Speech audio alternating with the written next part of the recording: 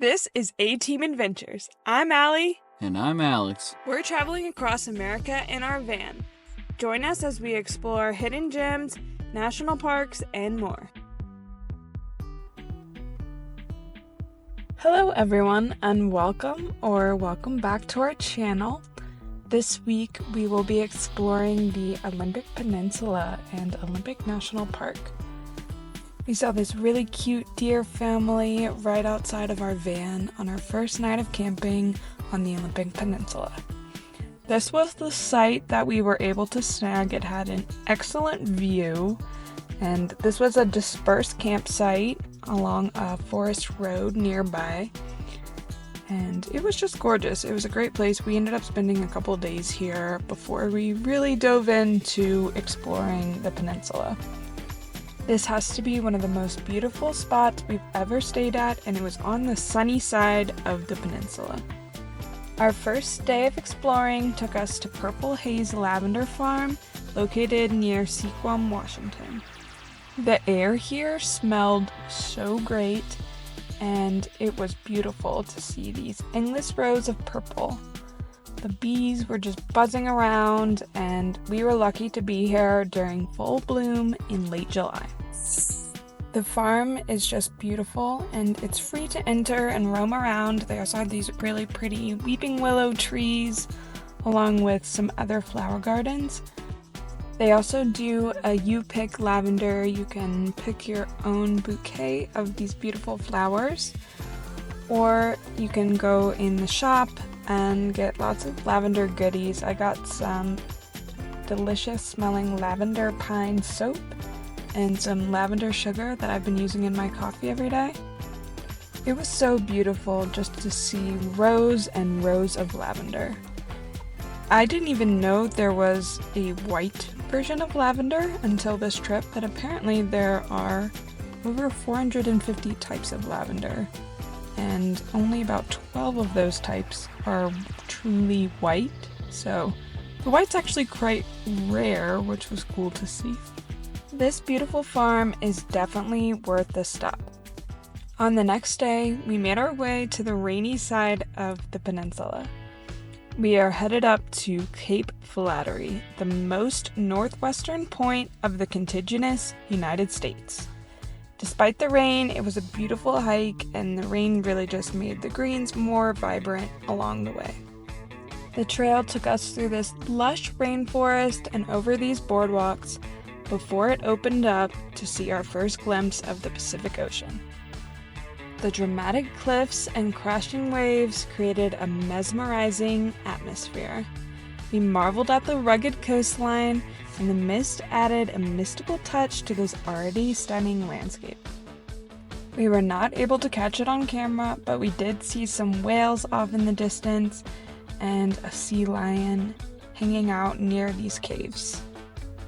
If you plan on coming to Cape Flattery, keep in mind that it is located on Maka tribe land and is not a part of the national park, so it did cost an extra $20 to be able to get in.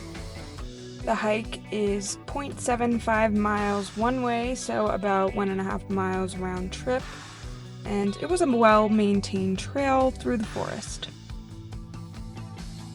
We couldn't see much out in the water because of how foggy it was, but it was very beautiful to be able to see these sea caves close up.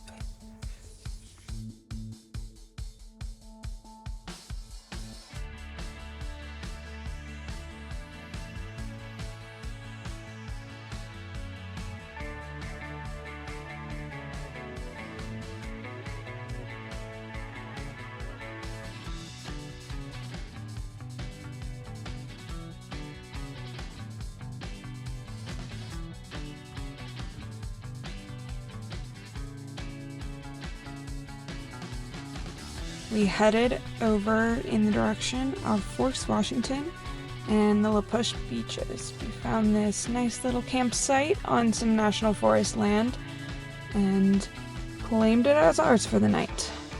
I loved these cute little trees, and I would have stayed here even longer if it wasn't for the lack of solar. The sun did end up coming out, and it was the day we were heading to Ho Rainforest. We were going to be doing the famous Hall of Mosses trail, and we headed there bright and early at 7 a.m. I hear that you can have to wait multiple hours to get into the parking lot here, so that's why we headed there early, and I'm glad we did because there was a line of cars waiting to come in at 9 a.m. when we were leaving. It was very beautiful to be able to see the moss and the sun coming in through the trees. This rainforest gets an average of about 14 feet of rain per year, so that's what allows it to get all this abundance of green and moss and ferns and wildlife. It's really an otherworldly experience in this rainforest. The trail is only about 1 mile long and winds you through some beautiful scenery. The trail may be short, but it is very popular. It gets about 400,000 visitors per year. That's why it's so important to stay on the trail in these areas to protect the dense vegetation and undergrowth.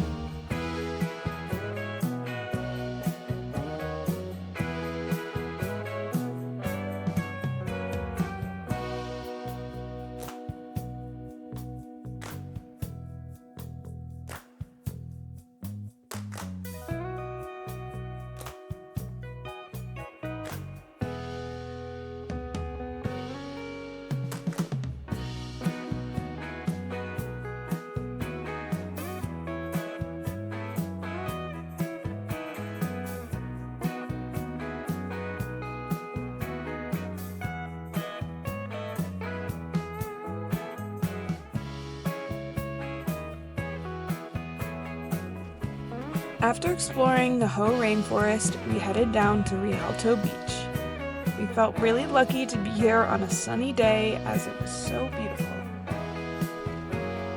The nice thing about Rialto Beach is that there's a place to chill even at high tide. This is high tide here, and there was still plenty of room to relax on the beach. Alex was hanging out in our chill bean, which is perfect for rock beaches. We enjoyed some beautiful views of the nearby sea stacks as we waited for the tide to go down.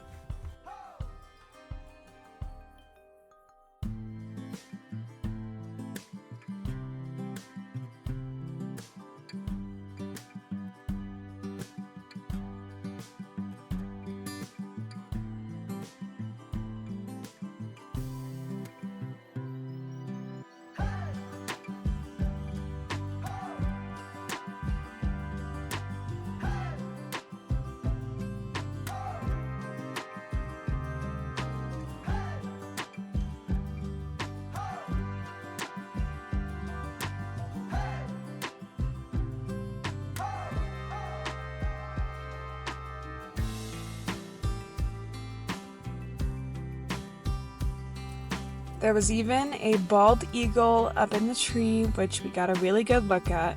He was just sitting there watching everyone walk on the beach.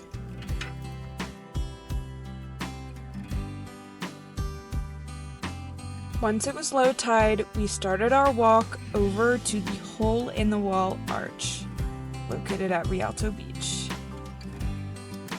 When doing this walk, the lower the tide, the better.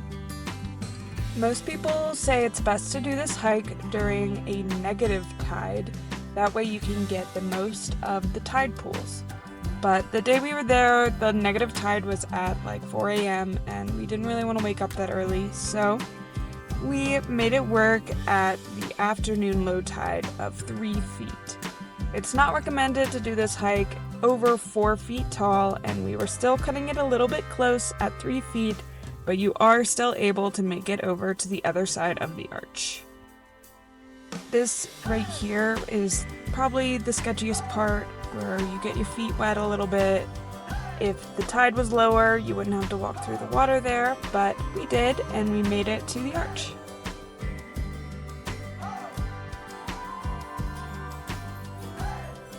This is the beautiful hole in the wall. And we cross over to the other side, and that is the best location for tide pooling. Like I said, it would be better at lower tide, but we were still able to see some cool stuff at the 3-foot tide.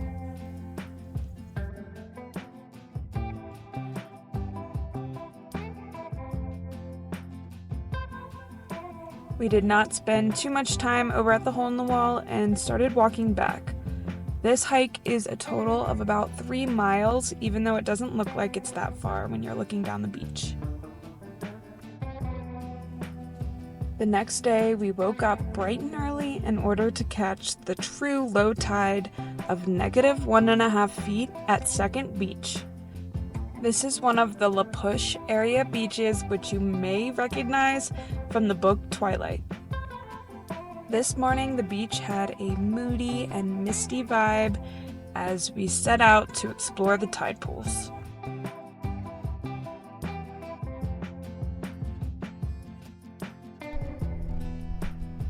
When going tide pooling, it's so important to check the tide chart before you head out. Not all low tides are created equally, and the height is very dependent on how many tide pools you can see. You want it to be at least a negative tide, so this was a -1.5 tide. Sometimes it can get even as low as -2 feet, and this usually happens early in the morning this time of year in the summer. Walking along the rocks can be extremely slippery, and you don't want to step on any ocean life, so make sure to tread very carefully through the tide pools. We got our first glimpse of some starfish, and they were bright orange. Seeing the pools was so cool. These sea urchins and starfish are just hanging out on the rocks, usually beneath water for most of the day.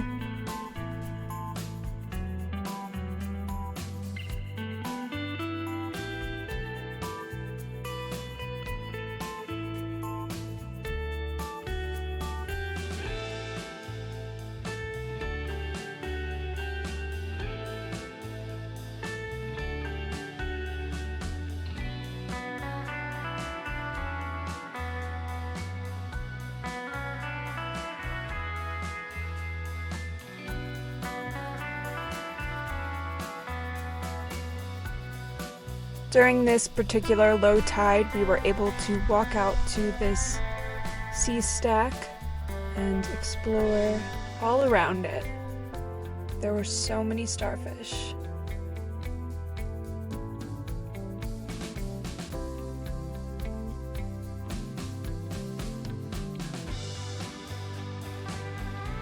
There was even this wall of clams or mussels, I'm not really sure which one. The sea urchins were such a bright green, and the starfish were just clinging onto the rock.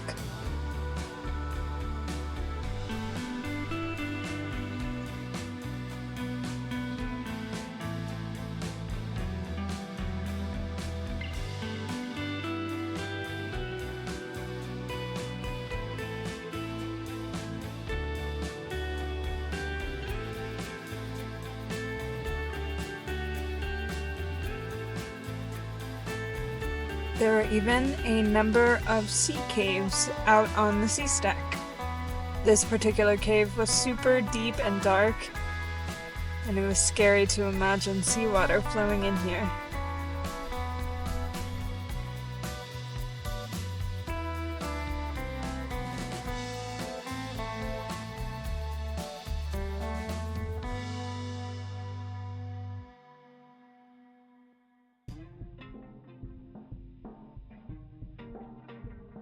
After our time at Second Beach, we made a quick stop at Forks, Washington, where we saw Bella's trucks and a big tree, before we headed out to see another big tree, the world's largest western red cedar. And the tree was very interesting, very big, but it seemed like it was mostly dead, and there was just some life still growing out of it, which is really beautiful. Life goes on.